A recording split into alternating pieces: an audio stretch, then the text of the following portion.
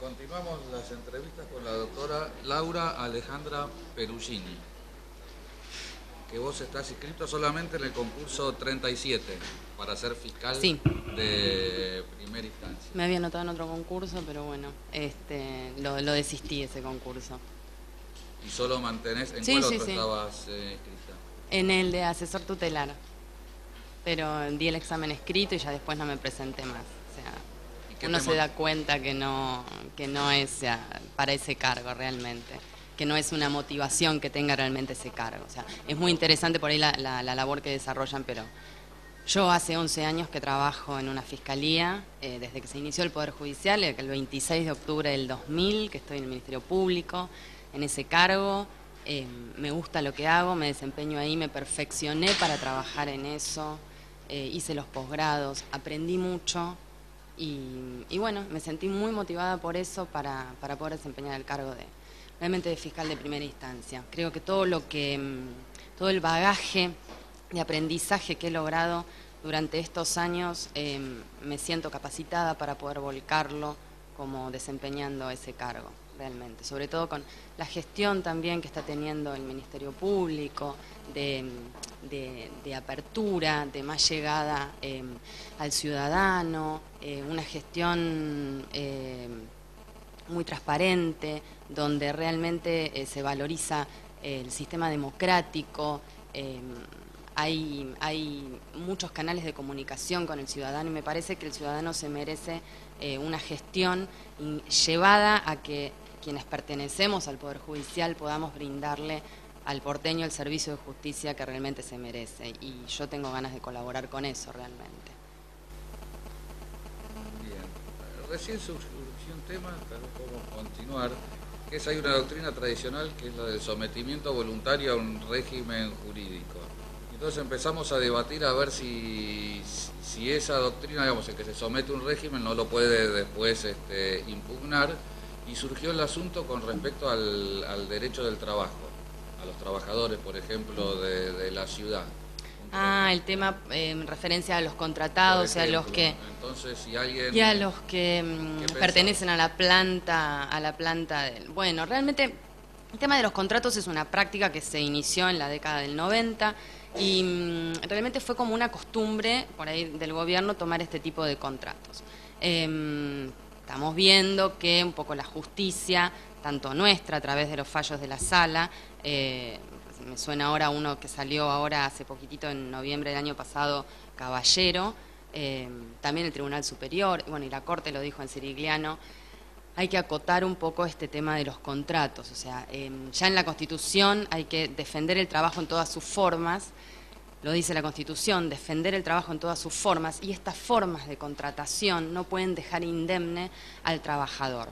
Ahora bien, me parece que va a haber que ser muy cuidadoso en cada caso y ver si realmente son contratos que se han extendido durante muchos años, como ha ocurrido también en otro precedente del Parque Interama, contratos de locación que se fueron suscitando durante muchos años, o bueno, contratos que fueron específicamente para realizar una tarea. Si se va a seguir contratando, me parece que va a haber que hacer una clara identificación en el contrato de cuál va a ser la relación laboral que va a surgir entre las partes. Pero si la Corte en Cirigliano también se refirió a formas encubiertas, a lo mejor de contratación, de mantener una relación durante mucho tiempo, creo que debemos tomar eso, y creo que tanto los poderes deben actuar, el Poder Ejecutivo, el Poder Judicial, empezar a actuar un poco en conjunto y tener en cuenta un poco esta visión que tiene el Poder Judicial, para que la administración no se vea tampoco sometida a un montón de juicios por estos motivos, como tantos otros, ¿no? O sea, que no sea que el Poder Judicial no quiera marcarle el camino, pero hay que tener en cuenta estos precedentes para que el Poder Ejecutivo no tenga que litigar sin sentido por todos estos motivos. Vos como fiscal dirías que ese trabajador puede impugnar el régimen aun cuando él voluntariamente suscribió un contrato y aceptó que era un contrato por 6 meses. A ver, por eso digo, hay que tener en cuenta los hechos del caso, precisamente. Imagínate, 6 meses tuvo 5 años. Y bueno, en ese hicieron, caso yo diría que hay 10 contratos.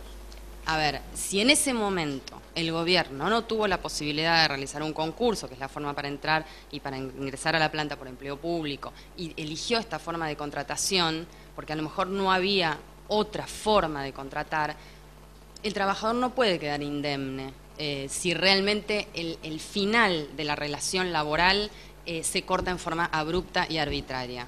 Esto es, me parece, lo que está, la tendencia que está marcando la Corte.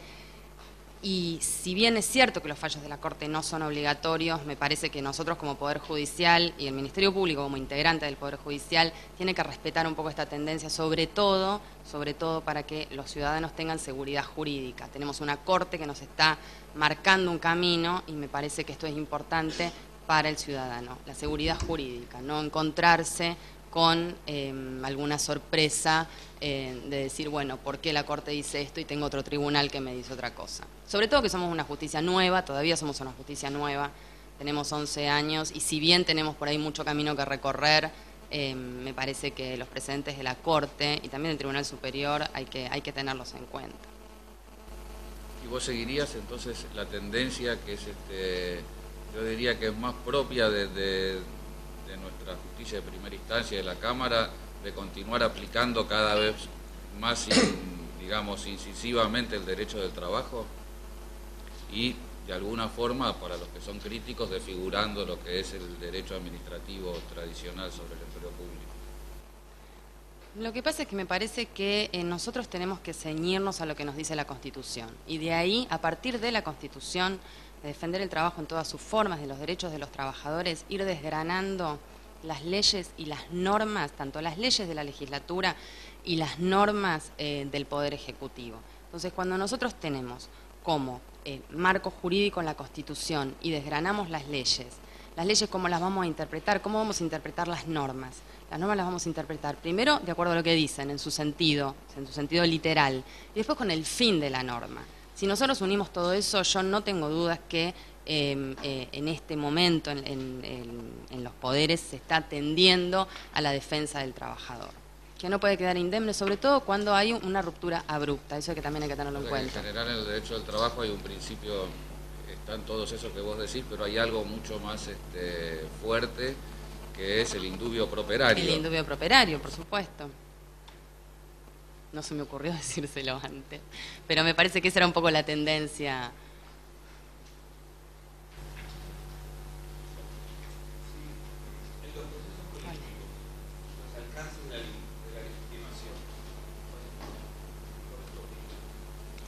En los procesos colectivos. Bueno, en los procesos colectivos nosotros tenemos en la ciudad, los procesos colectivos, si bien fue vetado en la ley de amparo, se ha organizado, los procesos colectivos se anotan en un registro en la Secretaría de la Cámara. Entonces, en los procesos colectivos tenemos una legitimación donde,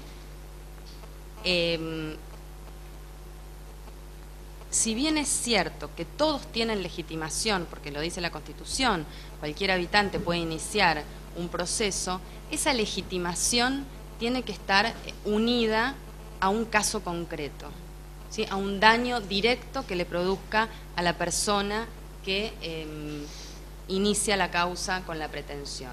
No puede haber un pedido, una pretensión, iniciar un juicio en abstracto sin tener un daño concreto.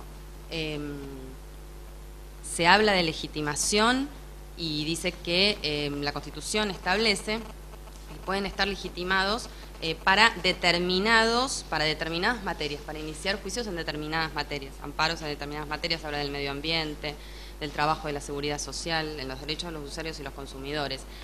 Pero tiene que haber también un daño concreto de la persona que inicia, del actor que inicia la pretensión, y eso se vio claramente en el precedente Di Filippo, donde Di Filippo, en su carácter de diputado, iniciaba una demanda para poder acceder a la costa ribereña, porque bueno, había un problema con una licitación de Costa Salguero, no me acuerdo si era Costa Salguero o Carrasco, y bueno, y él lo que pretendía era acceder a la costa ribereña, y realmente ahí esa legitimación más el daño es lo que es lo que hace que uno pueda tener esa legitimación para iniciar los procesos colectivos.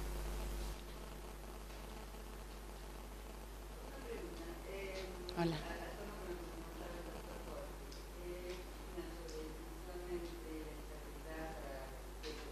Perdón.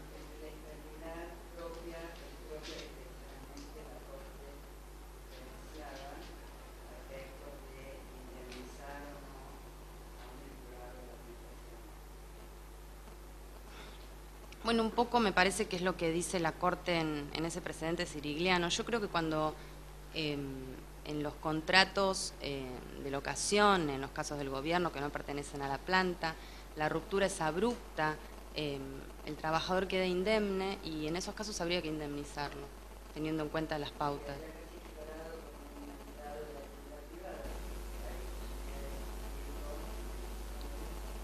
Pero no, yo no lo equipararía directamente a un empleado de la actividad privada.